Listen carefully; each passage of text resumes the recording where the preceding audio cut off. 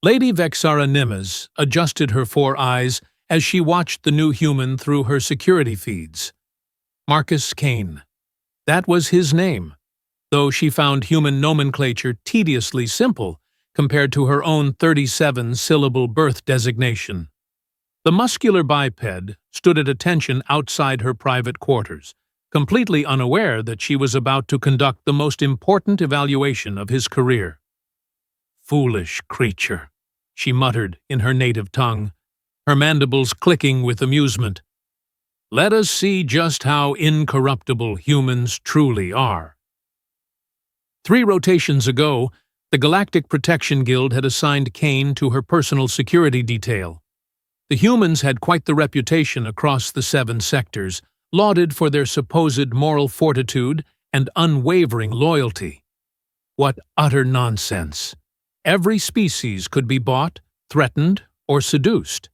Humans were no different, despite their insufferable propaganda about honor and duty. Vexara had tested dozens of bodyguards over her 200-year lifespan. Klaxons fell to greed within hours. Zentorians crumbled under physical intimidation. Even the supposedly noble ethereals had their price. Surely this pink-skinned mammal would prove equally disappointing. She activated her chamber's privacy shields and began arranging her collection. First, the Tears of Andraxis. 7 flawless gems worth more than most planetary governments' annual budgets. She placed them carelessly on her ornate desk, as if they were mere paperweights. Next came the data crystals, containing the location of 3 lost treasure worlds, worth billions in salvage rights. These she scattered across her sitting area like discarded toys. The pièce de résistance, however, was the Codex of Infinite Knowledge. Just one thing before we begin. YouTube tells me 94.3% of you watching aren't subscribed. Subscribing is free. It really supports the channel, and you'll get more amazing HFY sci-fi stories delivered straight to you. Don't miss out. A device containing the combined wisdom of 43 extinct civilizations. She left it propped against her bathroom door, looking like nothing more than an oversized tablet someone had carelessly abandoned. "Perfect," Vexara hissed with satisfaction. Now came the waiting game. She summoned Kane through her intercom, using her most imperious tone. "Human! Attend me immediately. I require your assistance." The door chimed, and Kane entered with that peculiar human military bearing, spine rigid, eyes forward, hands clasped behind his back. His brown hair was cropped short, and those strange single-pupil eyes remained fixed on a point somewhere above her head. How delightfully primitive. "Yes, Lady Vexara. How may I serve?" She gestured languidly toward her private refreshment alcove. "I am expecting several important guests this evening. Prepare the ceremonial wine service from my personal collection. The bottles are in the sealed vault behind the tapestry." Kane nodded crisply. "Understood. Shall I also prepare appetizers from your kitchen stores?" "No, you simpleton. I have staff for such menial tasks. Just handle the wine." She waved dismissively, then added with theatrical casualness, "Oh, and do be careful not to disturb my personal effects.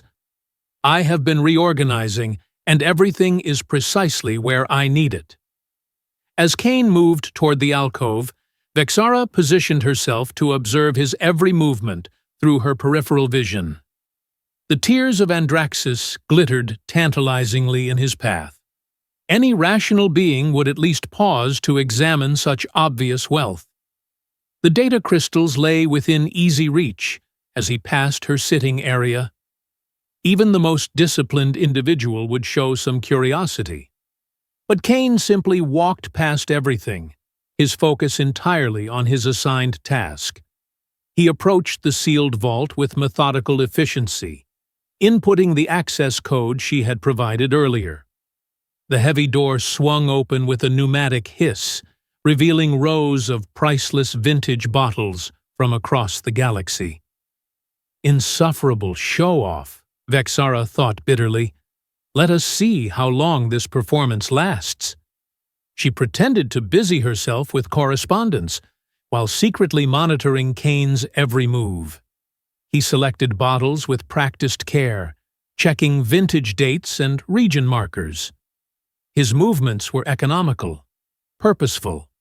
Not once did his gaze wander toward her carelessly placed treasures. 20 minutes passed, then 30. Kane continued his methodical preparation, arranging glasses with mathematical precision, checking temperature settings, polishing each piece of crystal until it gleamed. Vexara found herself growing genuinely annoyed. Was this human actually ignoring a fortune in treasure, or was he simply too stupid to recognize their value? She decided to escalate. "Kane!" she called sharply. He turned immediately. "Yes, my lady? I need you to retrieve my personal datapad from the sitting area. I believe I left it somewhere among my belongings." This was it. She had deliberately placed the location crystals scattered across 3 different surfaces in that area. No being could search for a datapad without noticing them. The test was foolproof. Kane approached the sitting area with the same professional demeanor. He began searching methodically, checking under cushions and behind ornamental objects. His hands moved within inches of the invaluable data crystals, so close he could have palmed several without detection. Any other species would have pocketed at least one. But Kane simply continued his search, treating the priceless artifacts like furniture. When he found her datapad wedged between 2 cushions, he retrieved it without disturbing anything else and returned to present it with a respectful bow. "Your datapad, my lady." Vexara stared at him with growing bewilderment. Either this human was the greatest actor in galactic history, or he genuinely had not noticed items worth more than his homeworld's gross domestic product. Both possibilities disturbed her deeply. "Thank you," she managed, then added with feigned concern, "Oh dear, I seem to have left my codex somewhere as well. Would you mind checking the refreshment area? I may have set it down while selecting tonight's menu." The Codex of Infinite Knowledge sat in plain view against her bathroom door. No rational being could miss it. This would be the ultimate test. Kane dutifully searched the refreshment area, methodically checking every surface. When he approached the bathroom area, Vexara held her breath. The Codex was right there, practically screaming its importance through its ornate construction and exotic materials. Kane's gaze passed over it once, twice. On the 3rd pass, he finally noticed the device. Vexara's hearts began racing. Finally!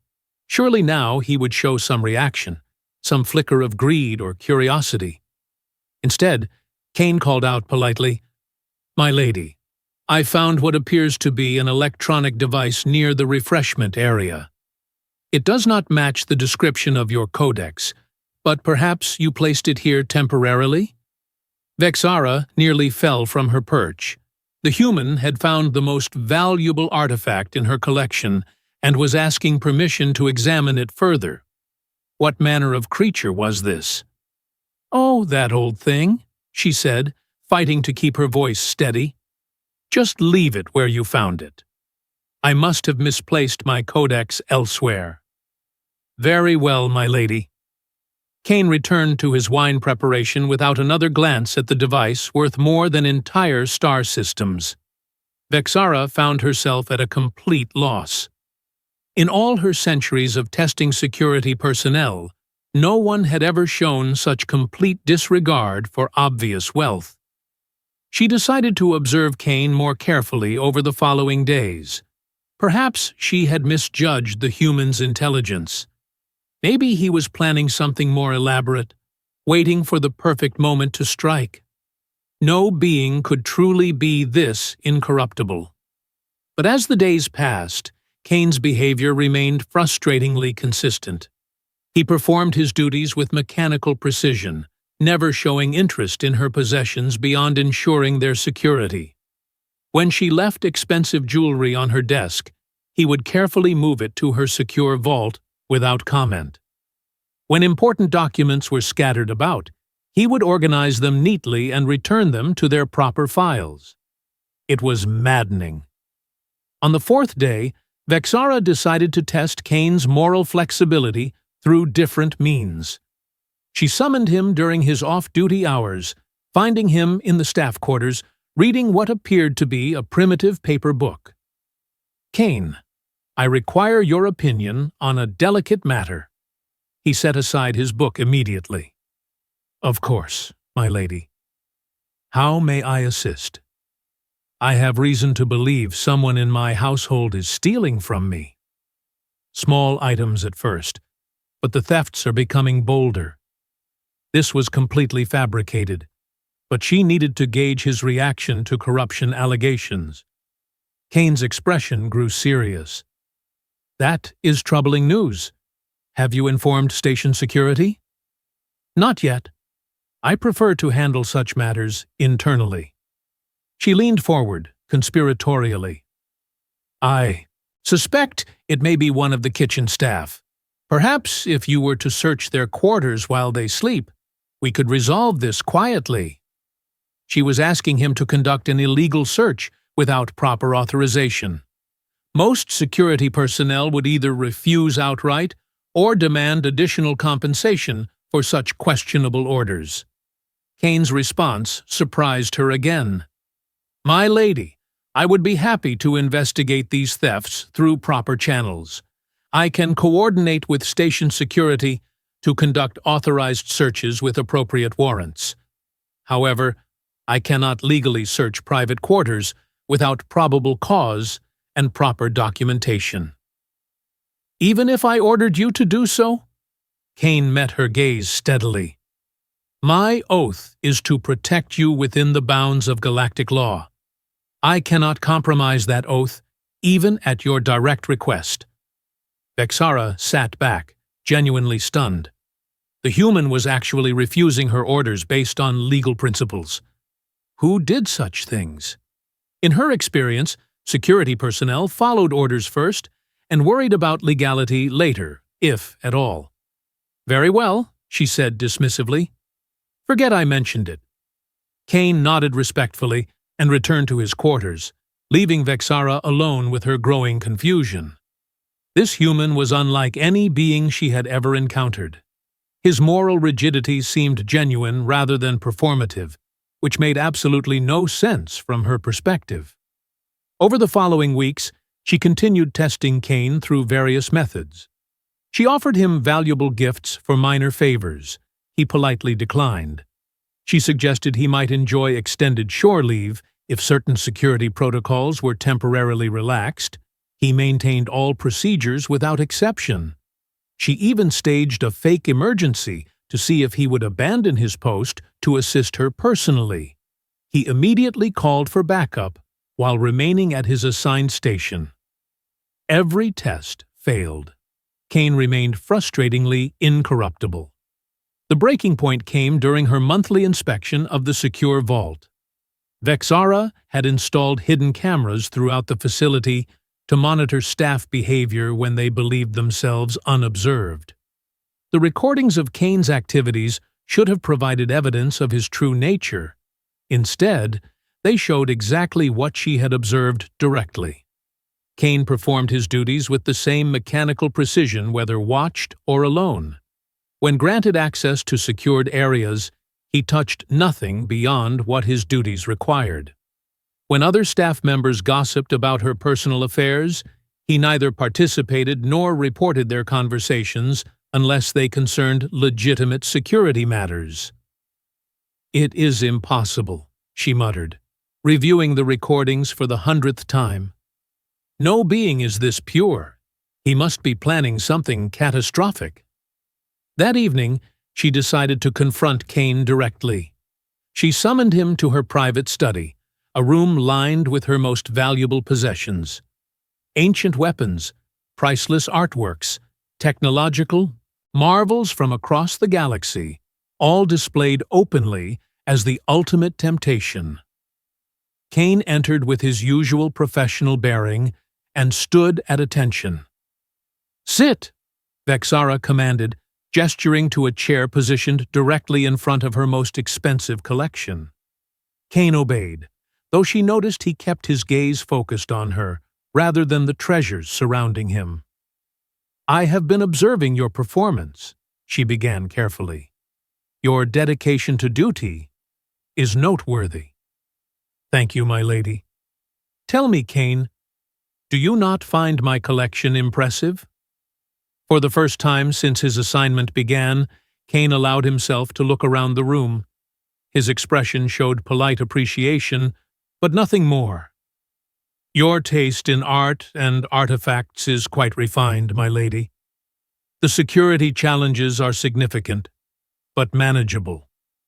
"Security challenges?" Vexara felt her mandibles twitch with irritation. "Is that truly all you see when you look upon items worth more than most star systems?" Kane considered her question seriously. "I see valuable objects that require protection. Their monetary worth is less important than ensuring your safety and peace of mind. You feel no temptation? No desire to possess such wonders for yourself?" "No, my lady. They belong to you." The simplicity of his response infuriated her. How could any being be so obtuse? She leaned forward, her 4 eyes blazing with intensity. "What if I were to offer you one piece from this collection? Any item you desired, as a bonus for your exceptional service?" Kane shook his head politely. "That is generous, but unnecessary. I am already compensated fairly for my duties. What if I offered you 10 pieces? 100? My lady, I signed a contract to serve as your bodyguard. That service is not contingent upon additional rewards." Vexara rose from her chair, pacing behind Kane as her frustration mounted. "What manner of being are you? Every species has desires, ambitions, weaknesses. What drives you, human?" Kane turned to follow her movement, his expression thoughtful. "I suppose I am driven by the same things as most humans. We value honor, duty, the welfare of those under our protection. We find purpose in service to something greater than ourselves." "Philosophical nonsense," she snapped. "Everyone serves themselves, ultimately." "With respect, my lady, I believe you are mistaken." The quiet confidence in his voice stopped her pacing. She stared at him for a long moment, searching for any sign of deception. His strange, single-pupil eyes remained steady, completely sincere. "Prove it," she said finally. Kane raised an eyebrow. "How would you like me to do that?" Vexara smiled, baring her rows of sharp teeth. "Tomorrow, I am leaving this station for a diplomatic mission. You will remain here, alone, with complete access to my private quarters and all my possessions. When I return in 7 days, we will see just how incorruptible humans truly are." Kane nodded, calmly. "I understand. I will maintain security protocols in your absence." "Oh, you misunderstand," Vexara said with dark amusement. "There will be no other security. No cameras, no monitoring systems, no witnesses. Just you, alone with more wealth than your species has ever imagined. We shall see what choices you make when no one is watching." For the first time since his assignment began, Kane looked genuinely surprised. "My lady, surely leaving such valuable items unguarded is unwise. Perhaps additional security measures? No, this is my decision. You will be the sole guardian of everything I own." She leaned closer, her breath hissing between her teeth. 7 days, human. 7 days to prove your species deserves its reputation. Kane stood and bowed formally. I will not disappoint you, my lady. As he left her study, Vexara allowed herself a predatory grin. 7 days alone with unlimited opportunity. No being in galactic history had ever resisted such temptation. By the time she returned, Kane would either be gone with her treasures, or she would have evidence of his corruption. Either way, she would finally prove that humans were no different from any other species. The test was set. 7 days. Vexara had counted every hour during her fabricated diplomatic mission to the Outer Rim. She had cancelled actual important meetings, delayed crucial negotiations, and endured the company of insufferable bureaucrats, all to give Kane enough time to reveal his true nature. Now, as her shuttle approached the station, her anticipation reached fever pitch. She had left detailed instructions with the station's AI to monitor all departures and communications. If Kane had attempted to flee with her treasures, she would know within minutes. If he had tried to contact potential buyers for her artifacts, the evidence would be waiting. After 2 centuries of disappointments from various species, she would finally have proof that human moral superiority was nothing more than clever marketing. The docking bay came into view, and Vexara spotted Kane immediately. He stood at attention beside the airlock, exactly where a proper bodyguard should be. His uniform was immaculate, his posture unchanged from the day she had left. Either he was the greatest actor in galactic history, or something far more disturbing was occurring.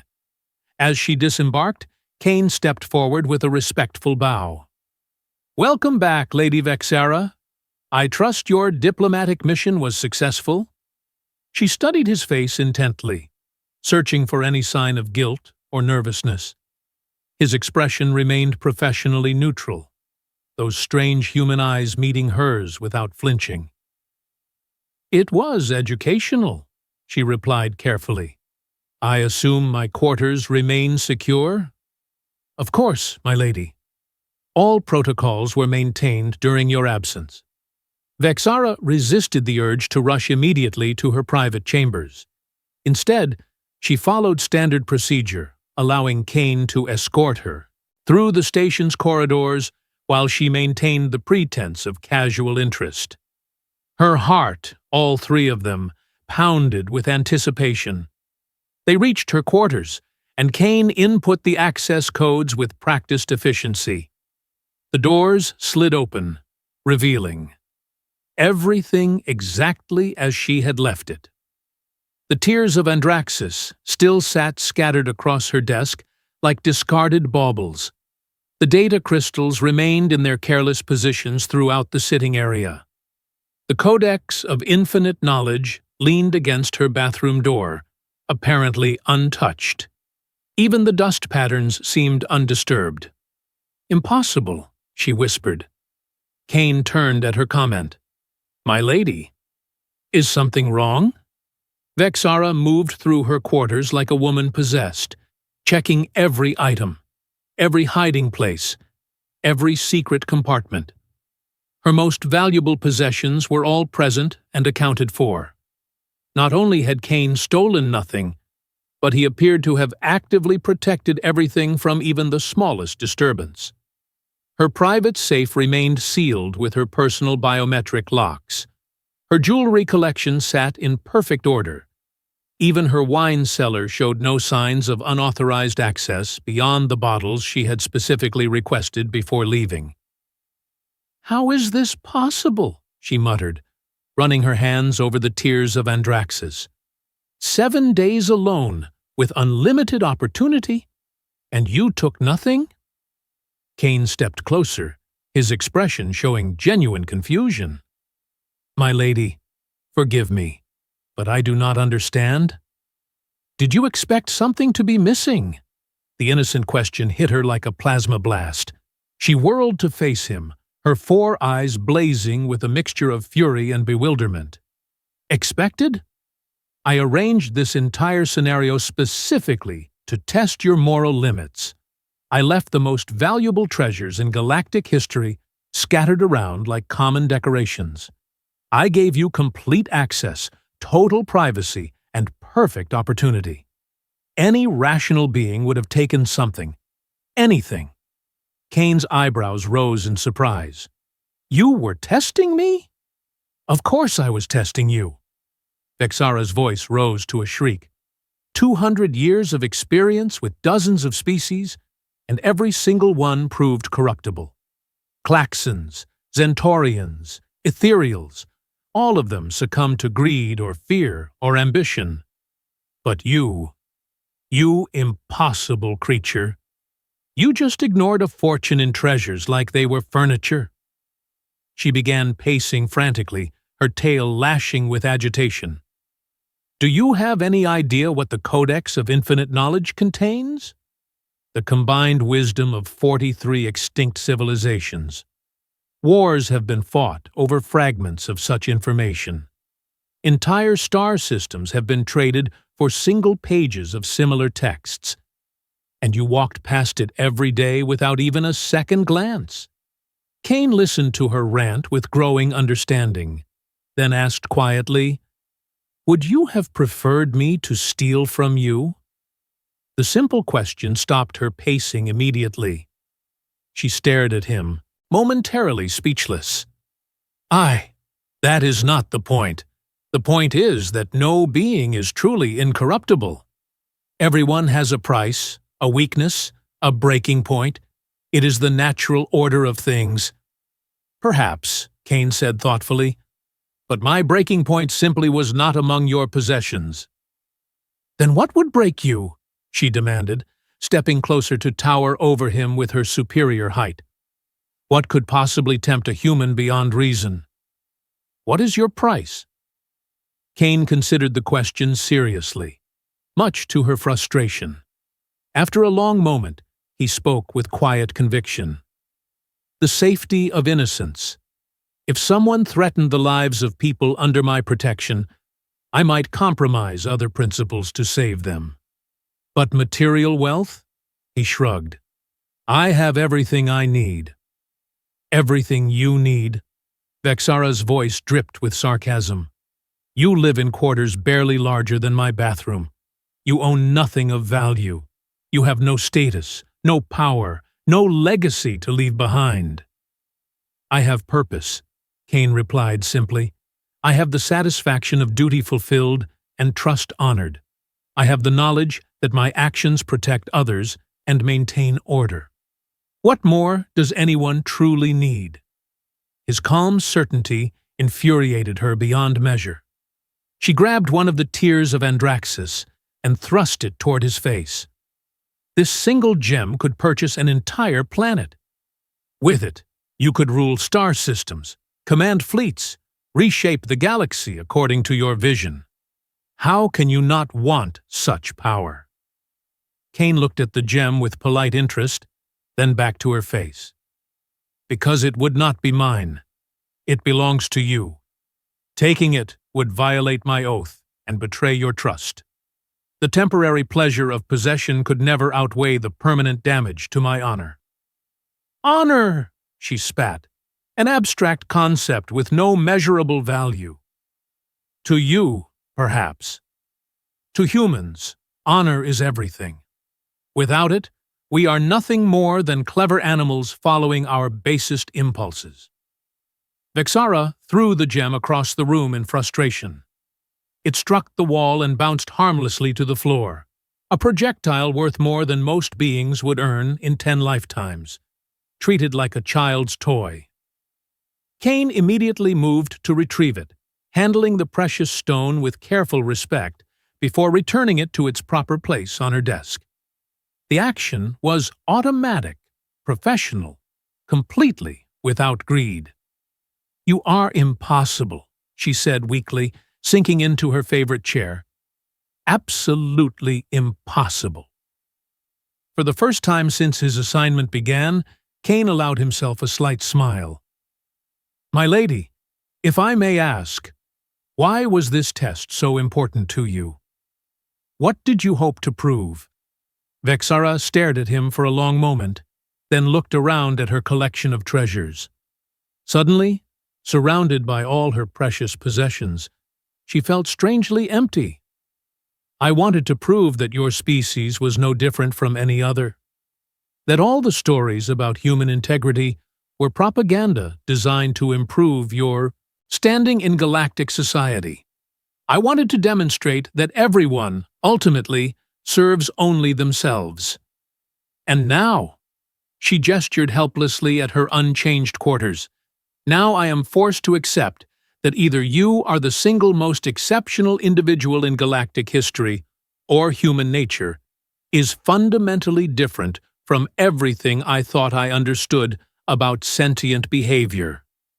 Kane moved to pour her a glass of water from the service he had prepared before her return. The small act of consideration, something she had not requested but clearly needed, somehow felt more valuable than all her treasures combined.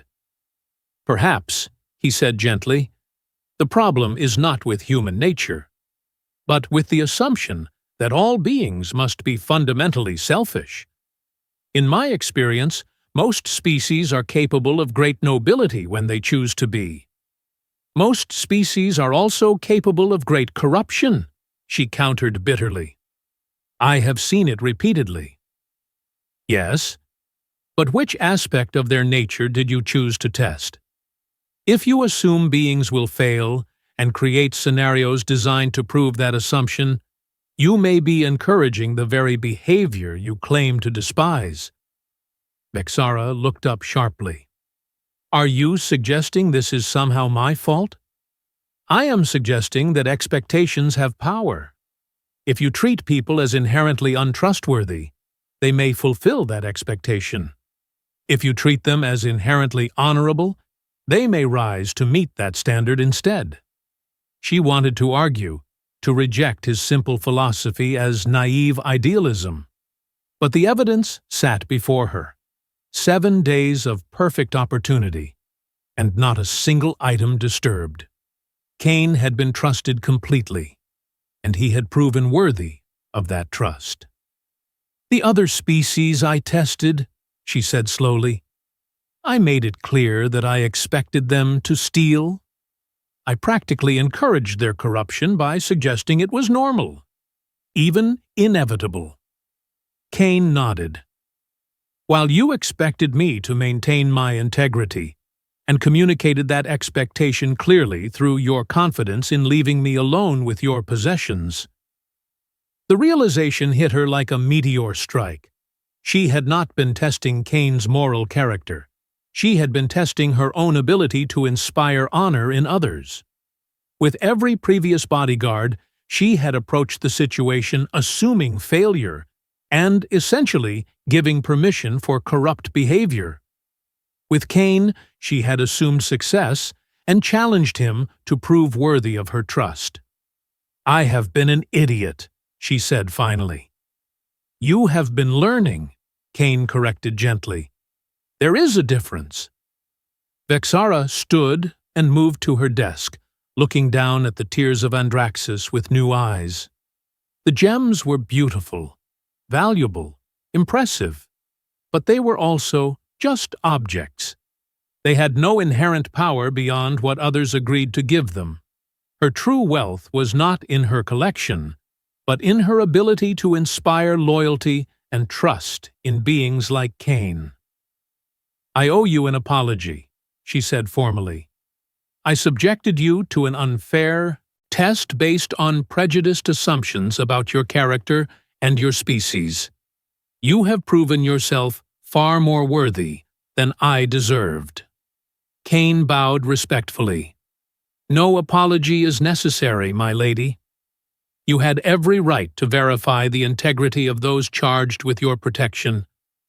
I am honored that you trusted me with such responsibility.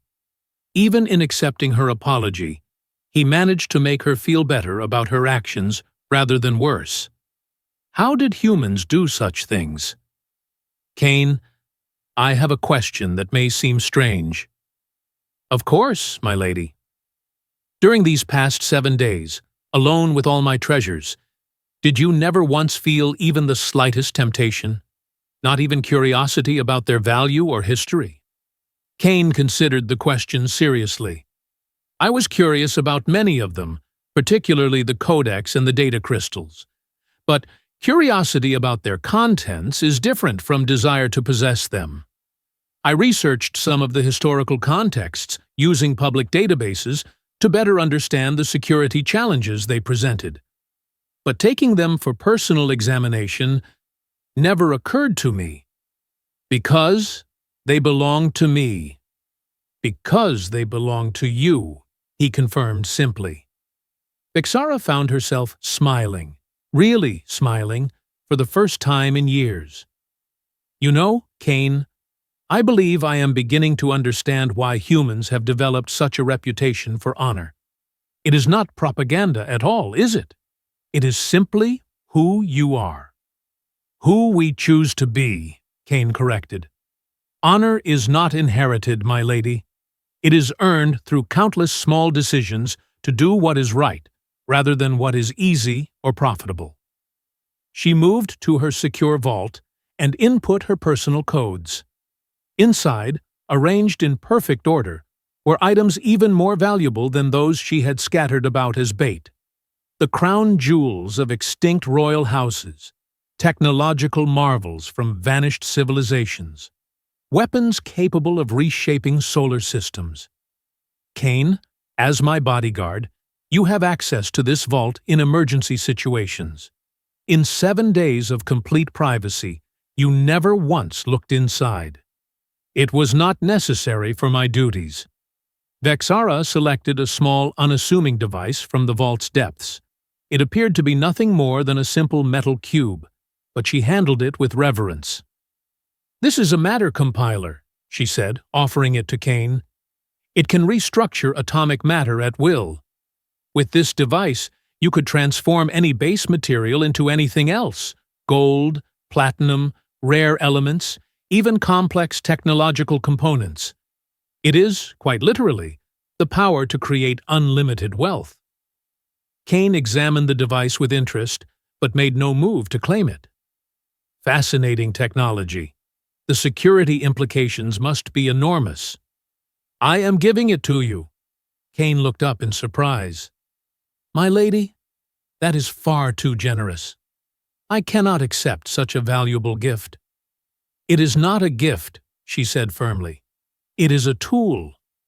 Use it to create whatever you need to perform your duties more effectively. Better weapons, improved armor, enhanced communication devices, whatever serves our mutual goals. She paused, studying his reaction carefully. Or use it to create wealth for yourself. I no longer care about the monetary value. What matters is that it be in the hands of someone who will use it wisely and honorably.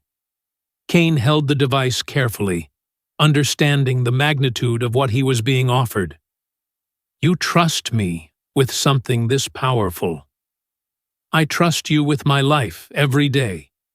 This is simply an extension of that trust. After a long moment, Kane nodded solemnly. I will use it responsibly, my lady. You have my word. I know, she said, and meant it completely. As they stood together in her treasure-filled quarters, Vexara realized that the true test had not been of Kane's integrity. It had been of her own wisdom. She had finally learned to recognize honor when she saw it, and to trust it completely. The human had passed her test. More importantly, she had passed his. Outside the viewports, the stars shined with familiar light, but somehow the galaxy felt different now. More hopeful, more worthy of protection. And in the quiet space between words, both alien and human understood that some treasures could never be stolen, bought, or lost, only earned through the choices made when nobody else was watching. The test was complete. Both had emerged victorious.